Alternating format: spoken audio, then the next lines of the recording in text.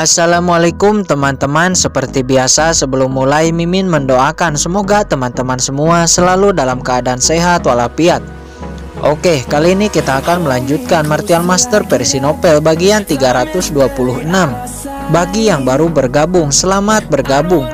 Dan bagi yang belum subscribe dulu lah agar Mimin tambah semangat lagi nih bikin videonya. Oke, kalau sudah kita langsung masuk ke isi ceritanya.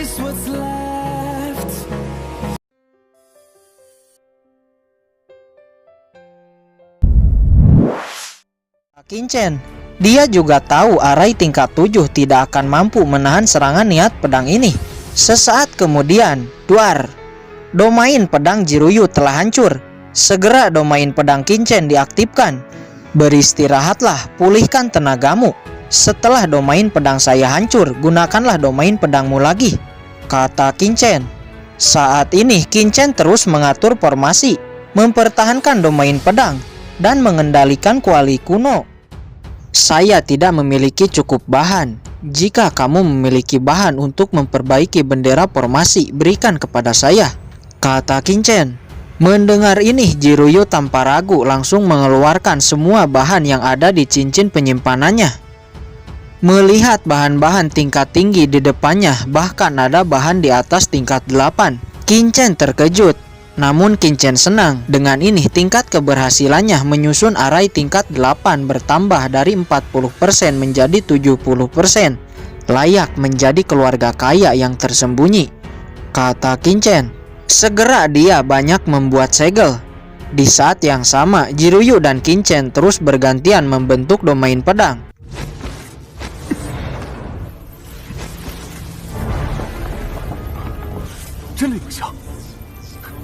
Beberapa saat kemudian Kincen telah berhasil menyusun Arai formasi tingkat 8.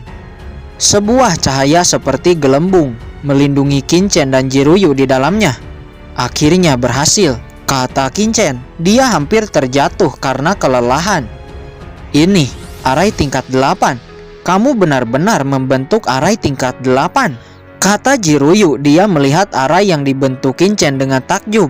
Yah, ini Arai perlindungan langit dan bumi tingkat 8. Jangkauan Arai ini sangat kecil tapi juga sangat kuat, kan cukup bertahan untuk sementara waktu, kata Kincen. Jiruyu dibuat terkejut lagi. Arai tingkat 8 tidak sembarang orang yang bisa melakukannya. Di langit utara hanya sedikit orang yang bisa mengatur Arai tingkat 8. Jenius macam apa anak ini? Dia hanyalah monster, gumam Jiruyu. Namun sekarang yang paling penting bagi mereka adalah jalan keluar dari tempat ini. Kincen mulai berpikir, niat pedang ini jelas dikhususkan untuk membunuh. Dengan kata lain, pendekar pedang jenius yang mampu memasuki lantai 7 akan dijebak di lantai 7 ini dan dibunuh. Sebenarnya siapa yang telah membuat warisan pedang iblis ini, kata Jiruyu. Kincen menggelengkan kepalanya. Warisan pedang iblis ini sangat aneh. Adapun siapa yang membuatnya, saya juga tidak tahu, kata Kincen. Bajingan mana yang telah membuat warisan pedang yang sangat berbahaya ini, kata Jiruyu. Kincen dan Jiruyu terus melihat-lihat dan terus berpikir. Namun seberapa keras pun mereka berpikir, keduanya tidak menemukan jalan keluar. Apakah kita berdua akan mati di sini, kata Jiruyu. Kemudian dia menatap Kincen dengan senyum pahit. Di lantai 6 sebelumnya, seharusnya saya mempercayai firasatmu. Jika kita tidak memasuki lantai 7, kita tidak akan mendapati bahaya seperti ini. Maaf, jika bukan karena saya, kamu tidak akan memasuki lantai 7 ini, kata Jiruyu. Dia berpikir karenanya lah Kincen memasuki lantai 7 dan harus mati di lantai 7 bersamanya. Jangan berpikir seperti itu. Jika kamu tidak mengatakan itu pun, saya akan tetap memasuki lantai 7, kata Kincen. Jiruyu tersenyum masam. Aku benar-benar tidak menyangka ini, tapi terima kasih. Setidaknya aku tidak sendirian mati di tempat ini, kata Jiruyu dengan suara yang dalam. Kincen tertegun, dia tidak tahu harus menjawab apa, dan kemudian bertanya, sekarang kamu bisa memberitahu saya bagaimana ceritanya senior Jiwuksu meninggal, kata Kincen. Baiklah, lagi pula kita akan mati di tempat ini. Tidak ada salahnya untuk memberitahumu. Kakek buyutku pergi ke Dead Canyon untuk mencari jejak temannya yang menghilang. Namun dia tidak pernah kembali dan dikabarkan jatuh di Dead Canyon. Kata Jiruyu, Dead Canyon itu tempatku jatuh. Dan teman yang disebut Jiruyu itu pasti adalah aku. Tapi aku jatuh di Dead Canyon tidak ada yang mengetahuinya selain Soyu dan Sangguan Sin'er. Bagaimana bisa Jiwuksu mengetahuinya? Gumam Kinchen. Siapa nama teman kakek buyutmu? Kata Kinchen. Saya tidak tahu. Ketika kakek buyut menghilang di Dead Canyon, saya belum lahir. Dan sejarah ini adalah rahasia keluarga Ji saya. Saya hanya tahu beberapa. Tapi saya tahu bahwa teman kakek buyut itu adalah seorang jenius puncak di domain bela diri. Mendengar ini, Kinchen yakin bahwa dia adalah teman yang dimaksud. Selain dia, siapa lagi yang layak dengan kata-kata itu? Tapi dari mana Jiwuksu tahu bahwa aku meninggal di Dead Canyon? Apakah itu juga ulah Sangguan Sin'er? Apakah Jiwuksu juga dijebak oleh Sangguan Sin'er dan Soyu? Kedua pelacur ini sangat hina. Memikirkan hal ini, jejak kemarahan yang tidak bisa dijelaskan terpancar dari wajah Kinchen. Apa yang salah denganmu? Kata Jiruyu. Dia menatap Kinchen dengan heran. Tidak, kita tidak bisa mati di sini. Kata Kinchen. Dia memiliki kebencian yang sangat dalam yang belum terbalaskan. Dia tidak boleh jatuh di sini. Memikirkan hal ini, Kinchen kembali fokus dan merasakan niat pedang pembunuh di luar formasi. Aku tidak percaya, aku tidak akan menemukan jalan keluar. Kinchen terus bersila, kekuatan di dalam tubuhnya terus-menerus dipacu. Namun tiba-tiba, boom! Aura Kinchen melonjak keluar. Aku benar-benar menerobos tahap akhir kelas 7, kata Kinchen. Sebelum-sebelumnya dia hampir melakukan terobosan. Tidak menyangka pada akhirnya dia akan menerobos di sini. Di saat yang sama, kekuatan ilahi Kinchen juga menyentuh tingkat 8. Apakah kamu menerobos? Kata Jiruyu. Kinchen menganggukkan kepalanya. Karena kekuatan ilahinya juga menerobos, persepsi Kinchen juga meningkat. Dengan peningkatan ini, beberapa saat kemudian Kinchen menyadari bahwa domain pedang yang dibentuk di lantai 6 bukan domain pedang yang sebenarnya. Karena pemahaman ruang bukanlah milik domain pedang.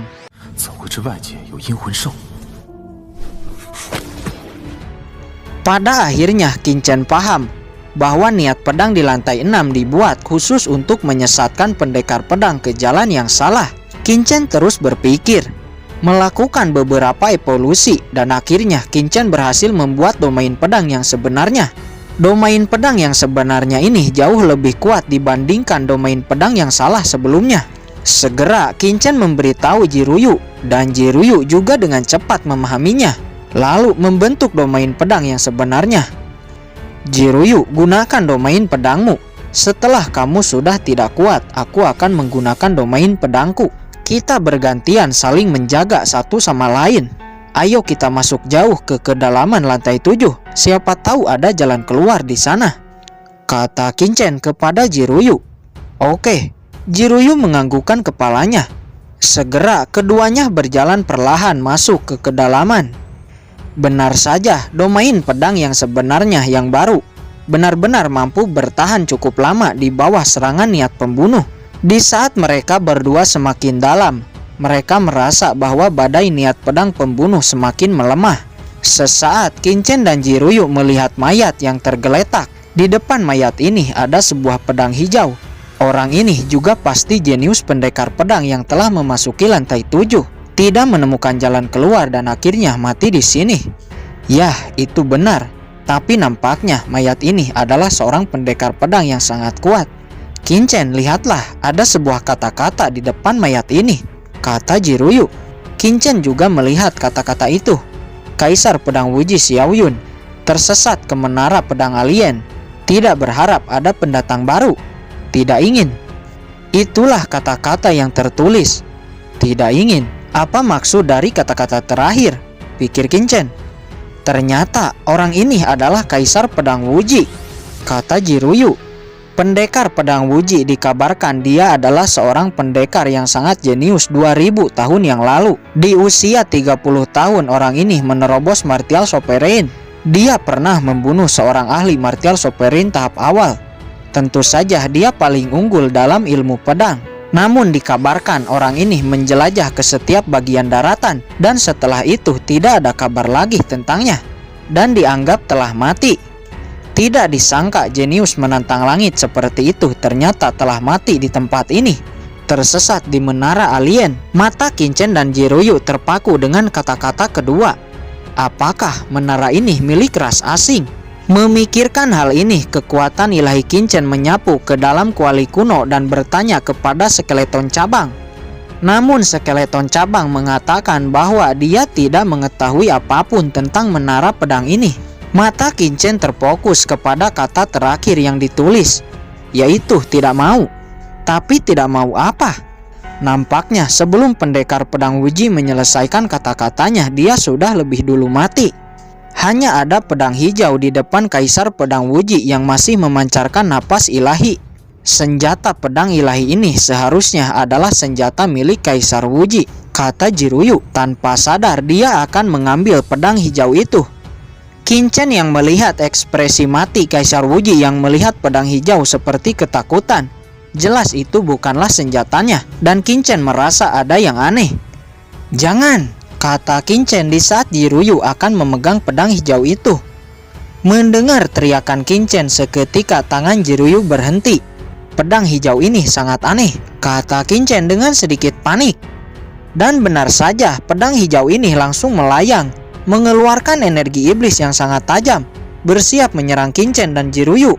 Namun tiba-tiba pedang biru kuno milik Jiruyu langsung keluar dari sarungnya. Seperti memiliki kesadarannya sendiri, melayang mengambil inisiatif sendiri dan langsung memblokir serangan pedang hijau iblis. Apakah ini adalah senjata suci yang legendaris? Kata Qin Chen. Senjata dibagi menjadi 9 bagian dan senjata suci sudah memiliki roh yang memiliki kesadarannya sendiri. Tidak, itu bukan senjata suci, hanya saja hampir mendekati, kata Qin Chen. Namun saat ini nampak pedang biru milik Jiruyu terlihat tertekan di bawah serangan pedang hijau iblis.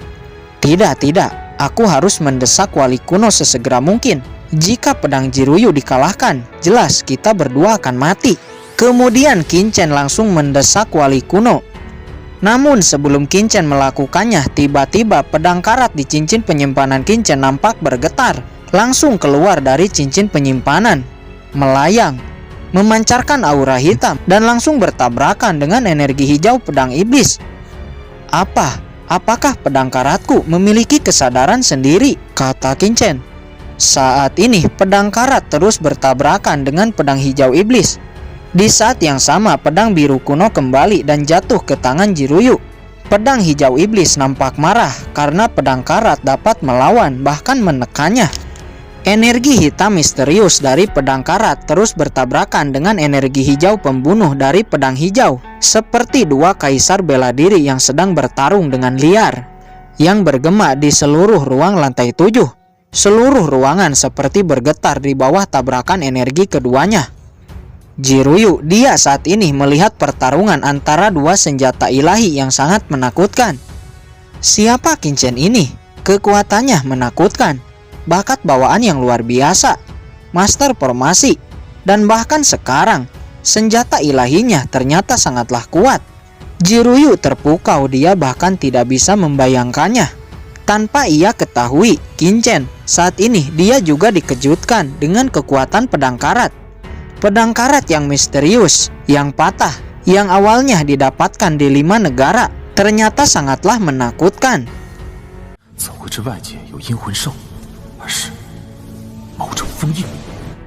Sesaat Qin Chen melihat ada sebuah barisan kata di atas.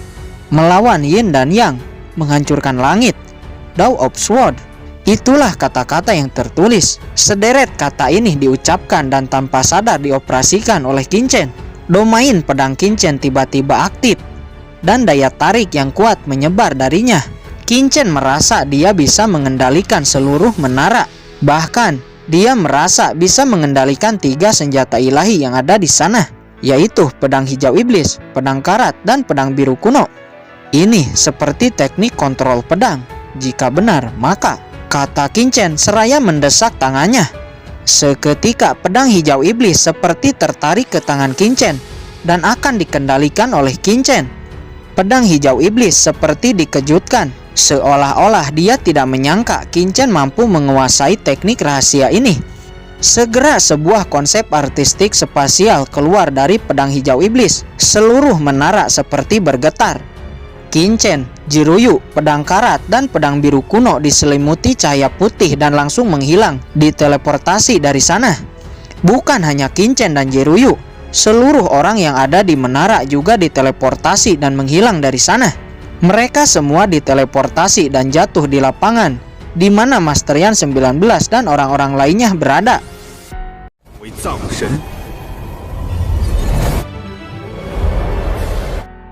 Qin Chen dan Jiruyu juga jatuh di lapangan. Di saat yang sama, pedang karat dan pedang biru juga jatuh di sisi mereka berdua. Setelah keluar dari menara niat pedang, kedua pedang ini kembali seperti pedang biasa, tidak memancarkan kekuatan yang menakutkan seperti di menara pedang. Di saat yang sama, pintu warisan juga menghilang di kehampaan. Kemudian Qin Chen dan Jiruyu menghela napas lega. Akhirnya mereka berdua masih hidup dan selamat.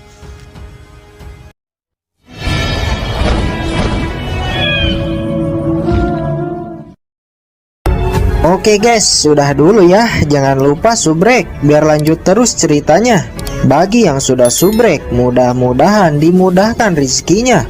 Mimin undur diri. See you next and goodbye.